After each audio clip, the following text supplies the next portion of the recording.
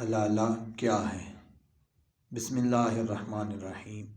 اسلامی شریعت کے مطابق اگر کوئی شخص اپنی بیوی کو 3 طلاقیں دے خواہ وہ ایک مجلس میں دے یا بعد میں دے، ایک ایک کر دے، 3 طلاقیں دے تو وہ بیوی اس پر حرام ہو جاتی ہے، اور اس کو دوبارہ اس بیوی سے نکاح کرنے کے لیے مندرجہ ذیل شرط کا ہونا ضروری ہے۔ نمبر 1، وہ عورت کسی دوسرے مرد سے نکاح کرے۔ نمبر 2، یہ نکاح حقیقی ہو یعنی وقتی یا مصنوعی نہ ہو۔ تیسرا، دوسرے شوہر کے ساتھ ازواجی تعلق قائم ہو۔ چوتھا، دوسرا شوہر اپنی مرضی سے طلاق دے یا فوت ہو جائے۔ پانچواں، عدت گزارنے کے بعد وہ اپنے پہلے شوہر سے شادی کر سکتی ہے۔